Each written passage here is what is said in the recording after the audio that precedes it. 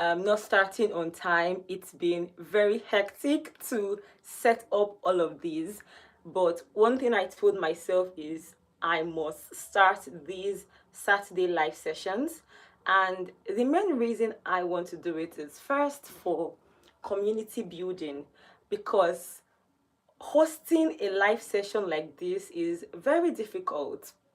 It's easier for me to just hide behind my camera and make videos, then obviously push it out, than me hosting a live session. But this is something I'm being intentional, like this is something that I want to be doing intentionally. If you just see what just happened now, assuming this was a video, I would have edited that part out, but we are live, so I can't even edit anything. And I think that's something I really want to be doing more of, like every week. And also, I know that there are some people that send me messages, send me emails, and they would like me to respond as fast as possible. But fortunately or unfortunately, I'm quite busy and I may not be able to respond in due time. But having a session like this every Saturday would give the opportunity for whoever wants to ask me questions to just ask me, and I'll be able to answer immediately.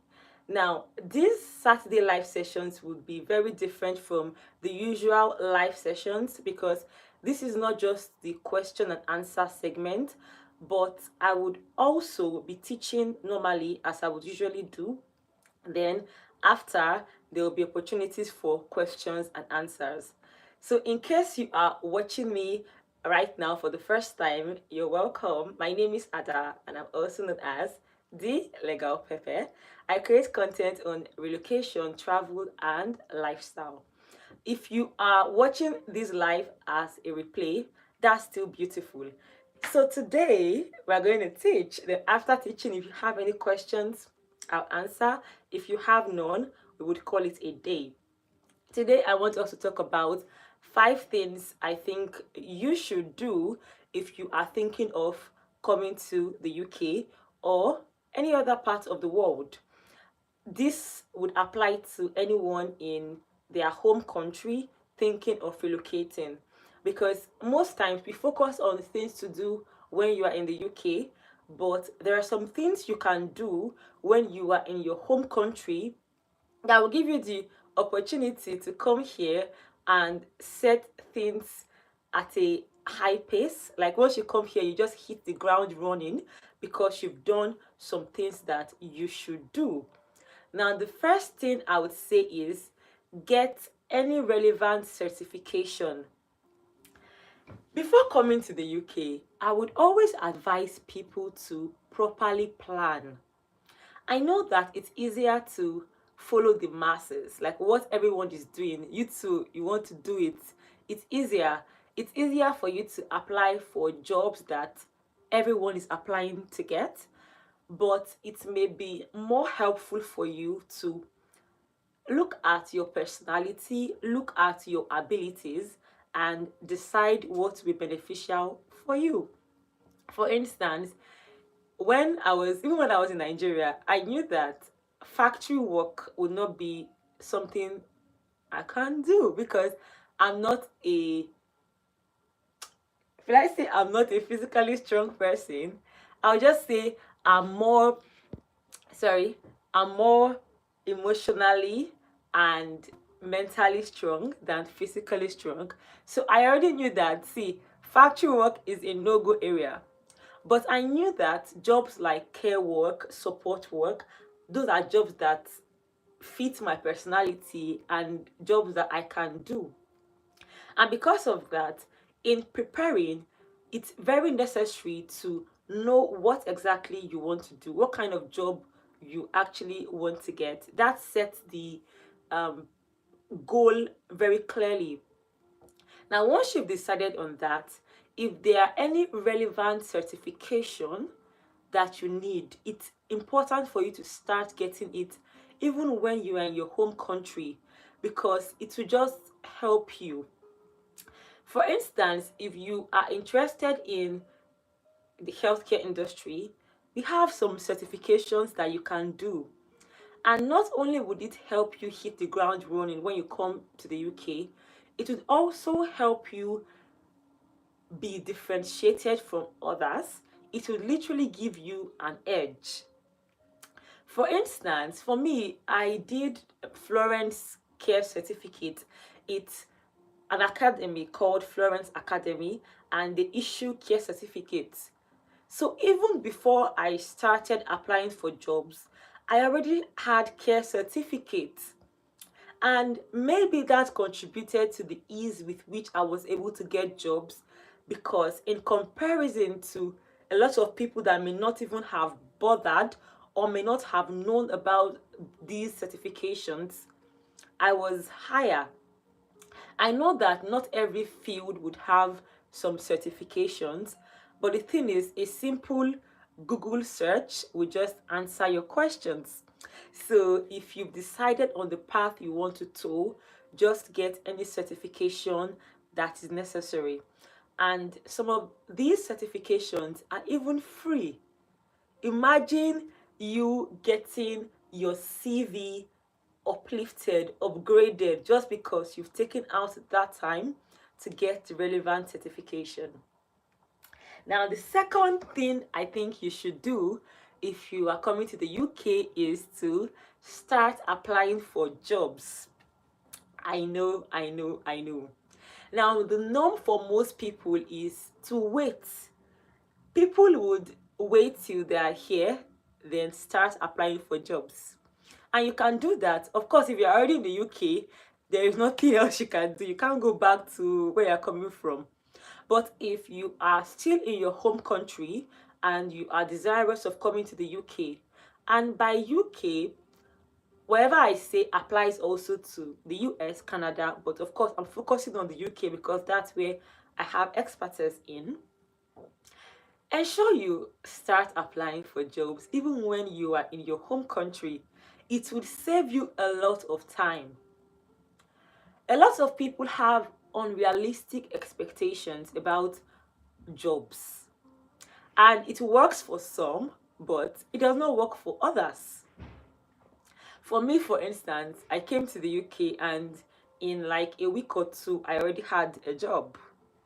But I know people that have come here and they've spent 3 months, no job.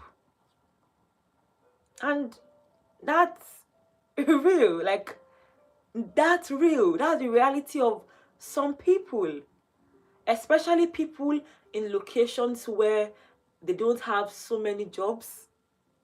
That's a reality. That's true. So imagine if you started applying for jobs in your home country. You have saved yourself that time. And what I would advise is, if you've gotten your visa, just start applying for jobs. Or at the very least, 1 week or 2 weeks to you leaving your home country, start applying for jobs. Because there are some interviews that would be online. So nobody has to know. Nobody needs to know.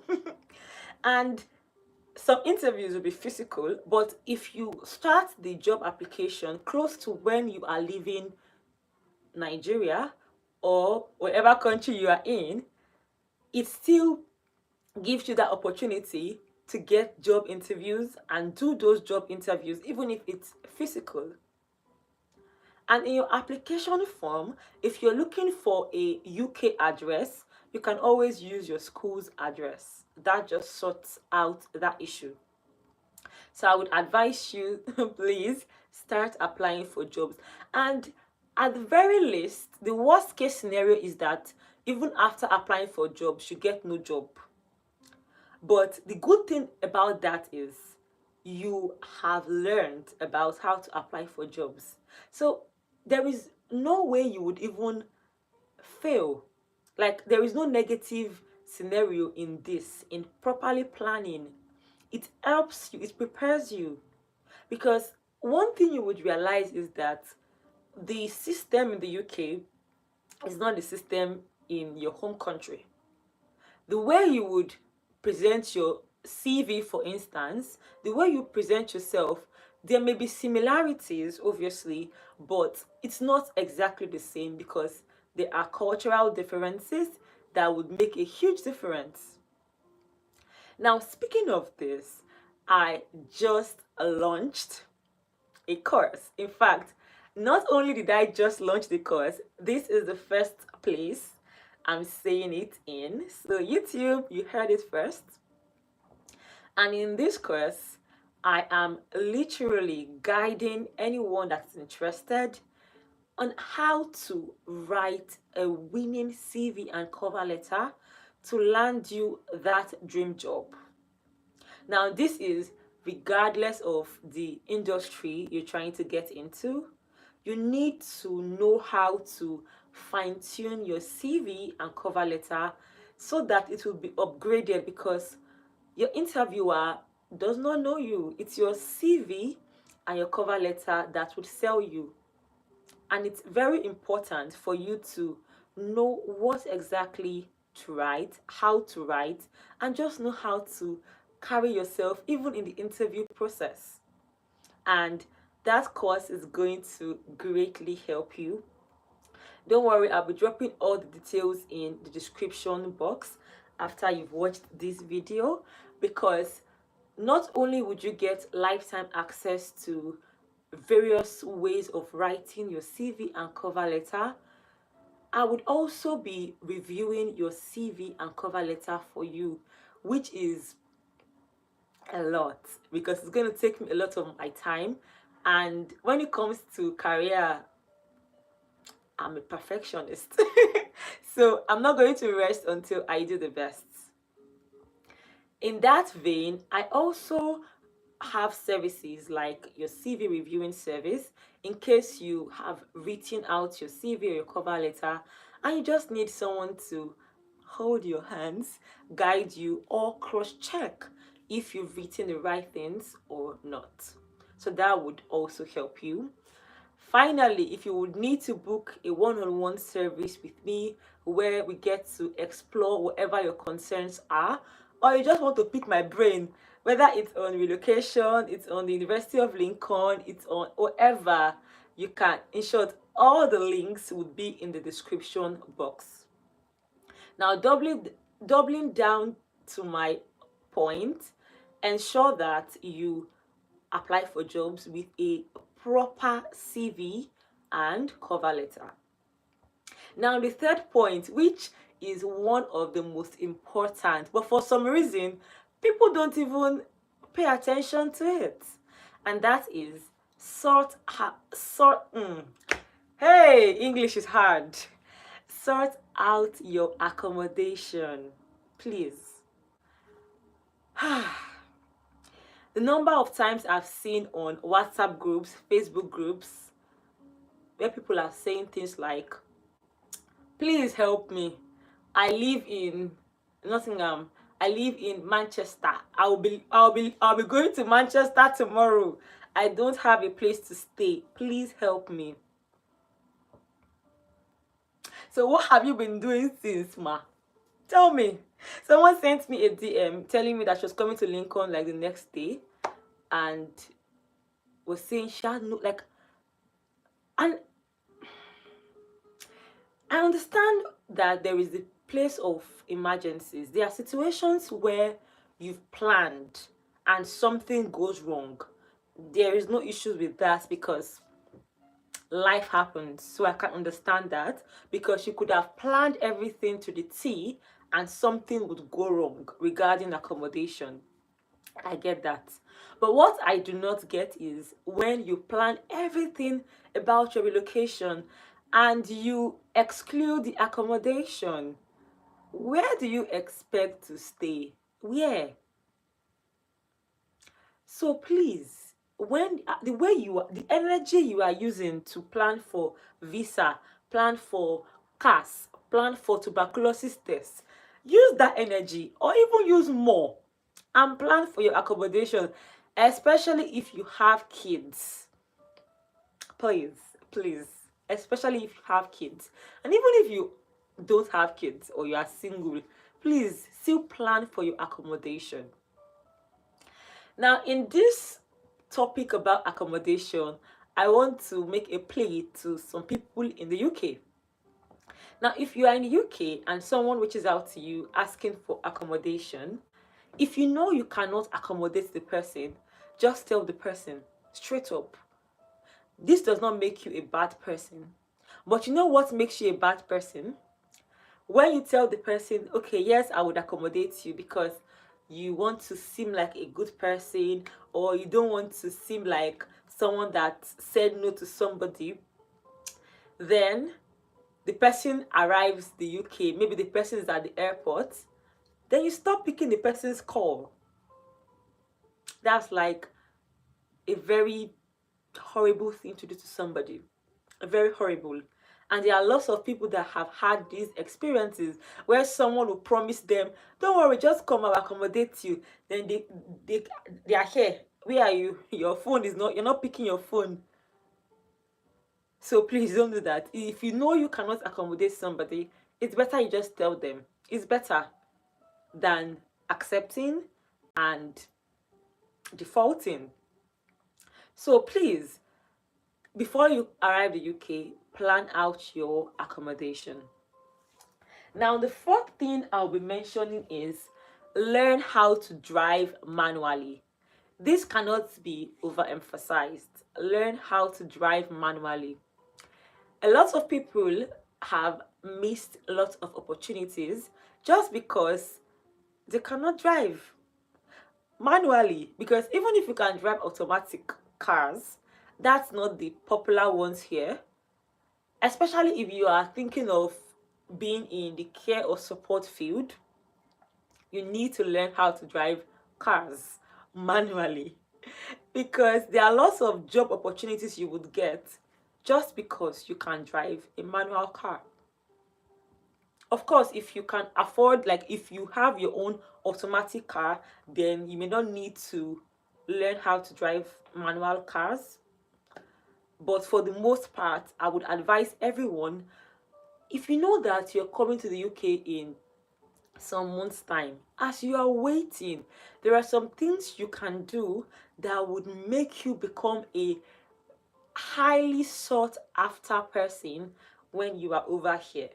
And learning how to drive manual cars is one of them. Now, finally, one thing you should learn to do, or one thing you should do before you come to the UK is learn a high income skill. Driving, for instance, is actually a high income skill because there are some people that are here and that's their occupation. They start driving taxi service, Uber, delivery, and that positions driving, for instance, as a high income skill. There are other high income skills. I know someone that is a hairstylist and she's very good. She does not do any other job. Like her job is hairstyling. And that is a really high income skill. And she has positioned herself in such a way that she does not even need any 9 to 5 or any care work or any other work. Like her skill is her job and it's just doing wonders for her. There are other kinds of high income skill. There are some tech skills, there are some soft skills, because I know that when we talk about skills, most people want to peg, like most people think it's just all about the physical or the hard skills like driving, like making hair. But there are some soft skills you can learn that would position you for greatness. And I'm not the one that will tell you the skill to do. You know your abilities, you know your personality. But one thing I will tell you for sure is whoever you are, at whatever stage you are in right now, you definitely, very definitely have a high income skill that is just waiting for you to harness it. I saw a post where someone said, apart from some specialized occupations, you can become an expert in anything. And I totally agree with that person. So apart from specialized occupations like maybe nursing, being a lawyer, being maybe a social worker, there are some other things you can be just if you decide that you want to be an expert in this and you put in the work. For instance, this thing I'm doing, it's not because I just want to put on my camera and go live. It's intentional.